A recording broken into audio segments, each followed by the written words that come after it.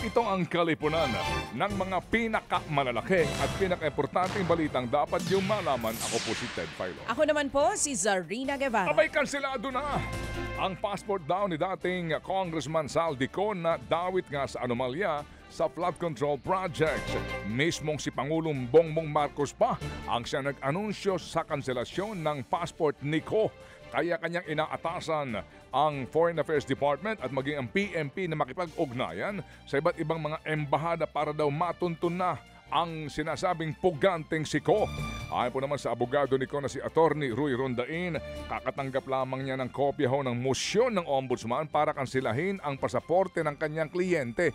Kaya duda daw si Rondain na talagang kansilado na ang passport ng kanyang kliyente dahil may 5 araw pa sila para nga ito'y tutulan.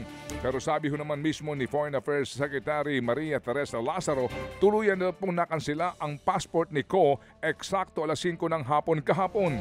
Wanted nga si Ko ngayon matapos pong maakusahan ng katiwalian at malversation kaugnay pa rin po ng anomalyang flood control project sa Oriental Mindoro. Samantala, sigurado na raw na sa kulungan magpapasko ang kontratistang si Sara Diskaya.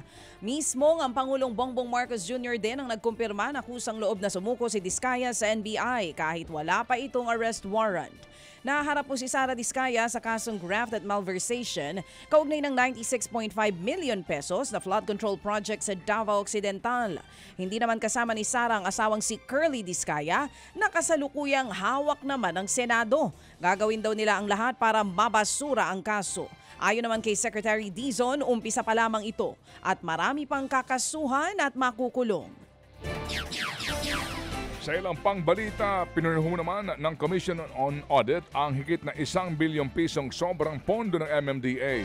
Sa 2024 COA report, 11.8 bilyong pesos ang natanggap ng alokasyon ng ahensya pero hindi raw nagastos ang higit ng 1 bilyong piso. Ayon pa sa COA, ito'y epekto raw ng mga delay sa mga proyekto nga po ng MMDA. Ang hindi raw po nagamit na pondo ay patunay na hindi epektibo ang implementasyon ng ahensya.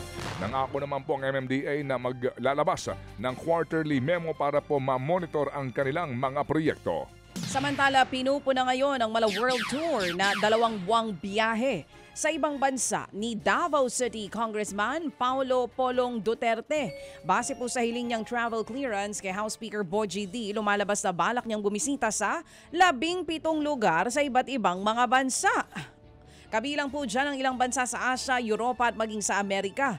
Target niyang umalis simula po sa December 15, 2025 hanggang February 20, 2026. Ang gate ni Polong, personal travel ito at sarili niyang gastos. Sabi naman ng Malacanang, bahala na ang kongresista kung gusto niyang mag-around the world. Pero paalala lamang daw, dapat inuuna ng mga mambabatas ang kanilang katrabaho o trabaho. Kaya bahala na raw magpaliwanag si Pulong kung bakit siya mawawala ng 2 buwan. Pati tuloy ang ibang kasamahan niya sa Kamara, binatikos ang biyahe ni Polong Duterte. Ano ba siya, kinatawan ng distrito o Miss Universe? Huwag naman pahintulutan yan kasi tingin rin ng publiko, abuso ito eh. Yan nga po ang tinig ni ACT Teachers Congressman Antonio Tinio.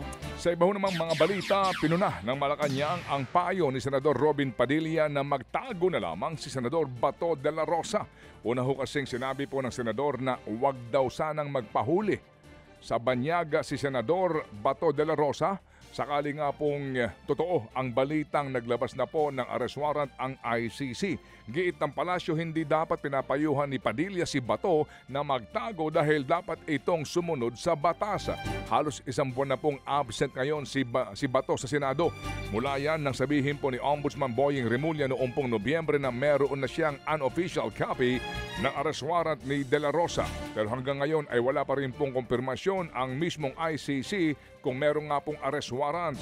Wala din pong informasyon ang PNP kung nasaan na ang senador na huli nakita sa Pampanga ayon mismo sa Ombudsman. Samantala po alas 6:44 na. Mga kapatid, brothers and sisters, saan ka pa? Dito na tayo sa totoo. Dito na tayo sa True FM. Mga kapatid, mag-subscribe and follow po kayo sa social media accounts ng True Network PH. Yan po kami. Hanapin nyo lang True Network PH, Facebook, Instagram, YouTube, TikTok, and podcast. Mapa Apple or Spotify man yan, mahahanap nyo kami. Lahat ng mga napapanood at napapakinggan nyo po sa programa, nasa social media accounts namin yan. So, paano mga kapatid? See you sa social media!